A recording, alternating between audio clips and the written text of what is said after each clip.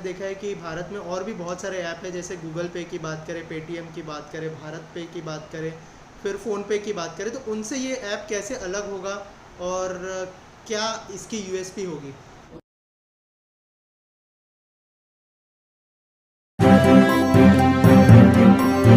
Media voice आपकी आवाज। Okay. सो मुकेश कुमार साहू जी, बहुत बहुत स्वागत है हमारी चैनल में आपका। धन्यवाद। सर, सबसे पहले तो आपके इंट्रोडक्शन के बारे में जानना चाहूँगा, थोड़ा सा आपके बारे में हमारी ऑडियंस को बता दीजिए, और पिंग पोंग पेमेंट से कैसे जुड़े हैं आप, उस बारे में भी थोड़ा सा अगर हमारी ऑडियंस को इंट्रोड्यूस कर पाए आप। हाँ जी। मेरा नाम मुकेश कुमार साहू है और पिंग पोंग में मैं as a country manager India join किया है मैंने। और पिंग पोंग में मेरी जो रिस्पॉन्सिबिलिटी वो ये है कि इंडिया का बिजनेस को इस्टेब्लिश करना और यहाँ पर ज़्यादा से ज़्यादा ग्रोथ को लेकर के आना। और इस सिलसिले में मैं सिर्फ पिंग पोंग इंडिया देख रहा हूँ, बल्कि 3 और कंट्रीज़ हैं जिसका कि मैं कंट्री मैनेजर हूँ मैं। कोरिया, बांग्लादेश और श्रीलंका का। तो इन सभी कंट्रीज़ में सेल्स को बढ़ाने का काम और वहाँ की टीम को सेटअप करने का काम, वहाँ का प्रोडक्ट को लेकर के आने का काम, जो प्रोडक्ट्स हमारे एक्सपोर्टर्स को हेल्प करे उन प्रोडक्ट्स को लेकर के आने का काम, और ये सारी चीज़ों को सेटअप करना, कंप्लायंस, सारी चीज़ों को सेटअप करना, और एट द सेम टाइम ये मेक श्योर करना कि हमारी कंट्री जो है in terms of export business which is being done by ping pong वो बढ़ता रहे।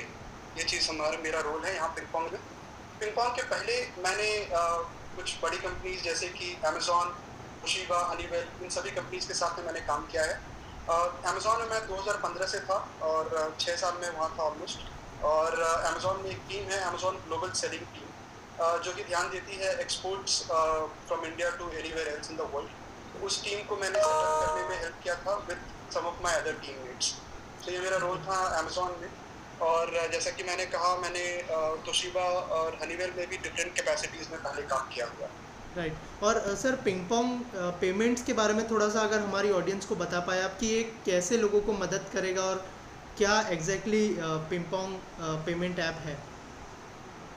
हाँ, सो पिंग पोंग पेमेंट जो है it's like a bank, not exactly a bank, we call it payment service provider company.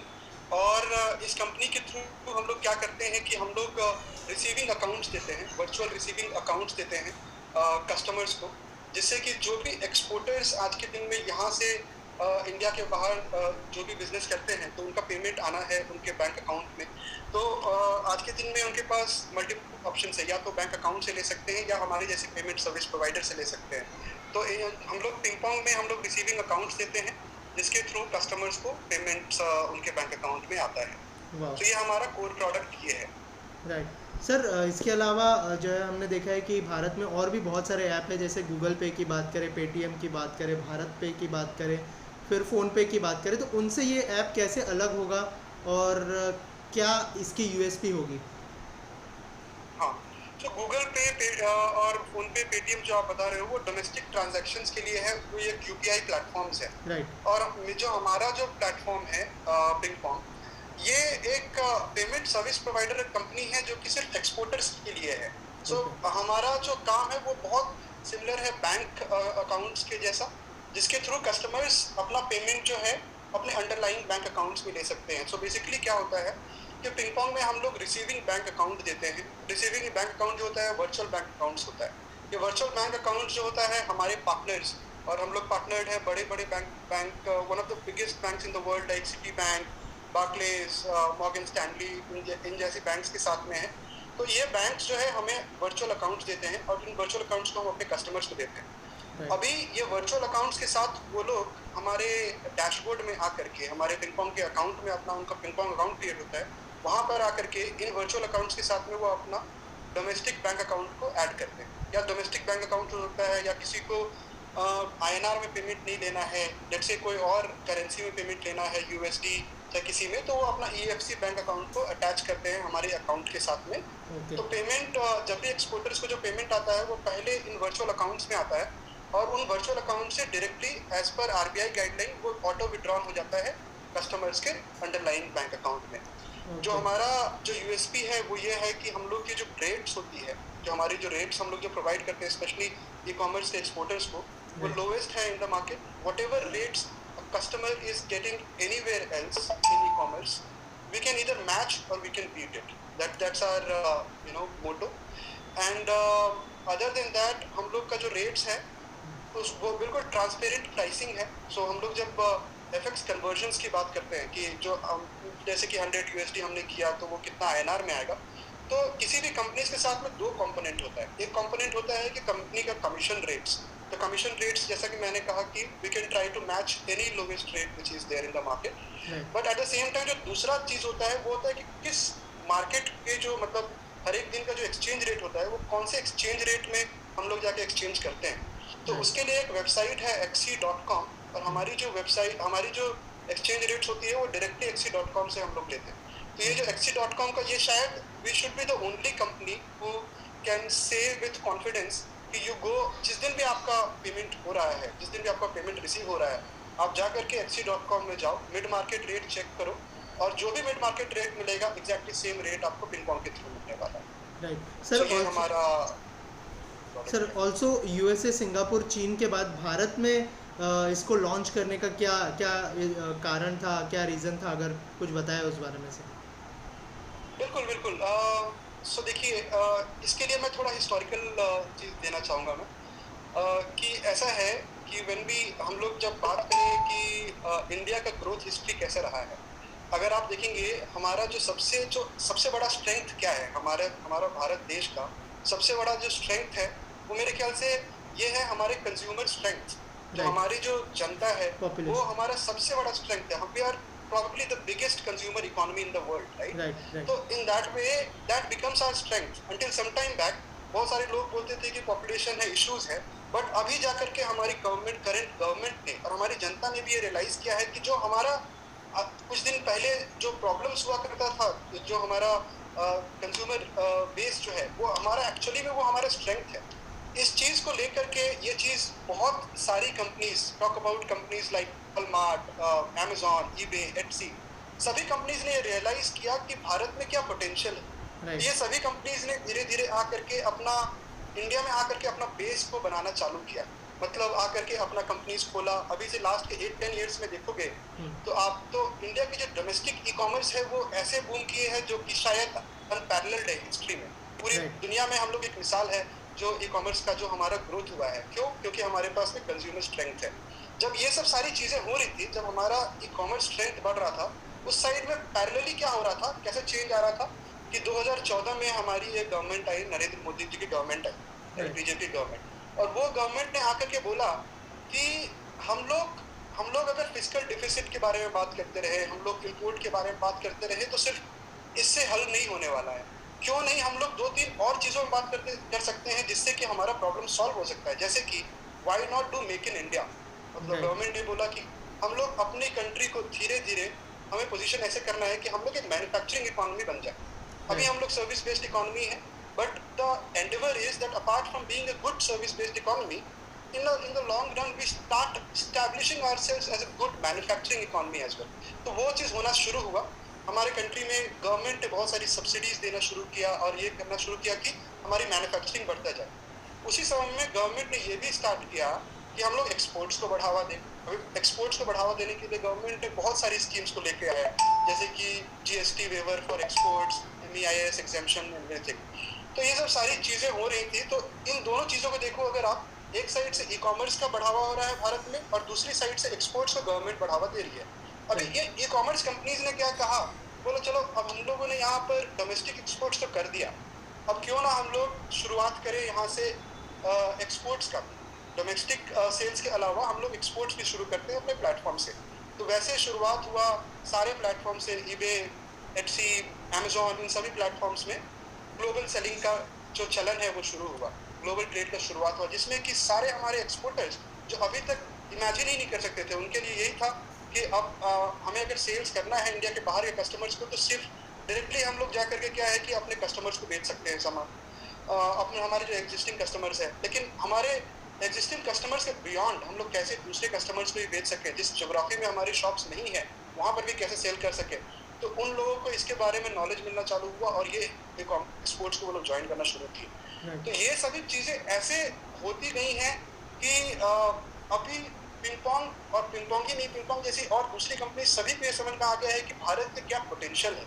Bharat की potential इतनी immense है जिसके वजह से कि talk about US, China, Russia और इन कंपनीज के इन कंट्रीज, ये कंट्रीज तो थी ही, बट मेरे हिसाब से जो नेक्स्ट बड़ी चीज़ होने वाली है वो है भारत। और इस वजह से हमें आना ही था, ये तो एकदम नेचुरल था कि पिंग पोंग को आना ही है। तो this is the reason why we ended up coming to India. Right sir, also अब जो है इंडिया के साथ साथ क्या प्लान्स होने वाले हैं, फ्यूचर प्लान्स क्या होने वाले हैं पिंग पोंग पेमेंट्स के?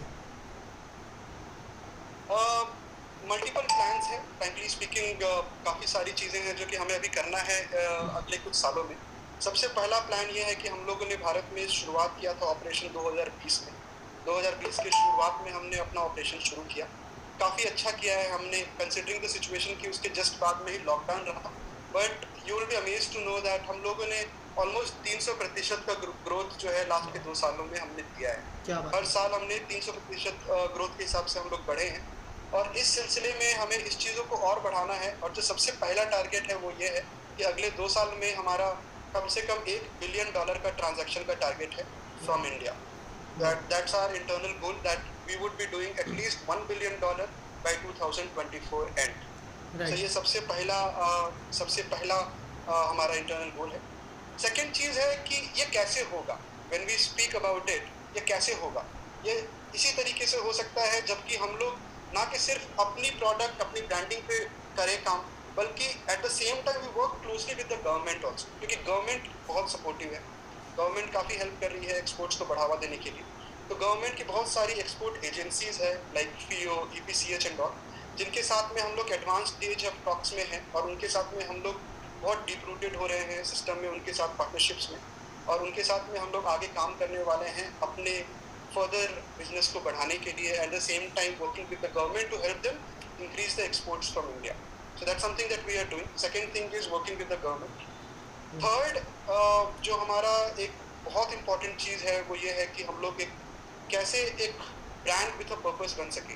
ब्रांड विथ अ पर्पस मतलब कैसे एक सोशली रिस्पॉन्सिबल कंपनी भी बन सके, राइट।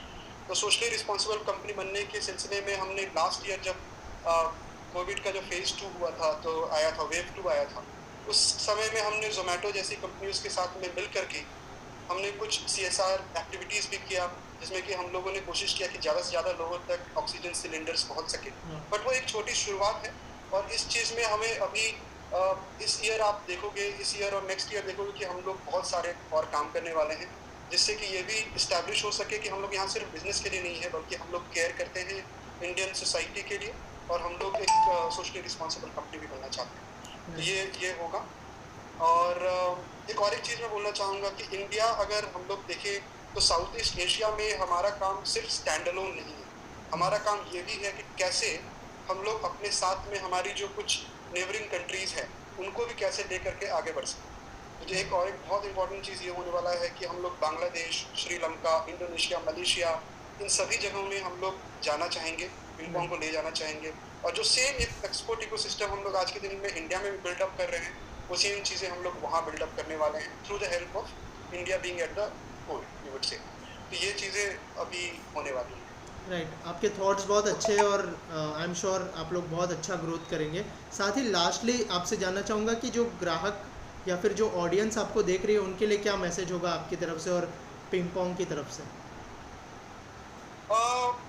मेरा मैसेज ये रहेगा अपने ऑडियंस के लिए कि अगर आपको लोवेस्ट प्राइसिंग चाहिए when you do your exports, आप जब एक्सपोर्ट्स कर रहे हैं और एक्सपोर्ट पेमेंट को आपको भारत में अपने बैंक अकाउंट में लेकर के आना है, आपको लोवेस्ट प्राइसिंग चाहिए तो प्लीज़ हमारे पास आएँ। अगर आपको ट्रांसपेरेंट प्राइसिंग चाहिए, आपको मालूम होना चाहिए कि किस वजह से मेरा इतना पेमेंट आया, किस स्पेसिफिक इंस्टेंस में मेरा पेमेंट हुआ, जिसके वजह से मेरा एक सर्टेन अमाउंट मेरे अकाउंट में आना है, वो ट्रांसपेरेंसी चाहिए, आप हमारे पास आएँ। तीसरा, अगर आपको अपना एग्जिस्टिंग सेल्स, एग्जिस्टिंग एक्सपोर्ट्स को ई-कॉमर्स के थ्रू, चाहे ई-कॉमर्स के बाहर अगर आपको उसको ग्रो करना है या आपको नया शुरुआत करना है एक्सपोर्ट इकोसिस्टम में, तो आप हमारे पास आएँ, क्योंकि हमारी टीम जो है एक्सपोर्ट एक्सपर्ट्स से बनी हुई है। आज के दिन में हमारी टीम में ऐसे लोग हैं जो कि ज़्यादातर लोग या तो ईबे, अमेज़न से आए हैं या वॉलमार्ट से आए हैं। तो हम लोग एक्सपोर्ट मतलब ई कॉमर्स एक्सपर्ट से हमारी टीम बनी हुई है। तो हम लोग एक इकोसिस्टम बनाने की कोशिश कर रहे हैं, जिससे कि हम लोग हेल्प कर सकें अपने एक्सपोर्टर्स को उनका सेल्स बढ़ाने में, और एट द सेम टाइम जिन को अपना बिजनेस शुरू करना है उनको भी हम लोग हेल्प कर सकें। तो ये चीज़ें हैं। अगर आपको इस चीज़ के लिए भी अगर हेल्प चाहिए अपना एक्सपोर्ट्स बढ़ाने में, एक्सपोर्ट शुरू करने में, प्लीज़ हमारे पास आए। इन चीज़ों से हम लोग आपकी हेल्प करना चाहते हैं and we would be glad to have you with us. Thank you so much हमसे बात करने के लिए and all the best. Thank you. Thank you so much.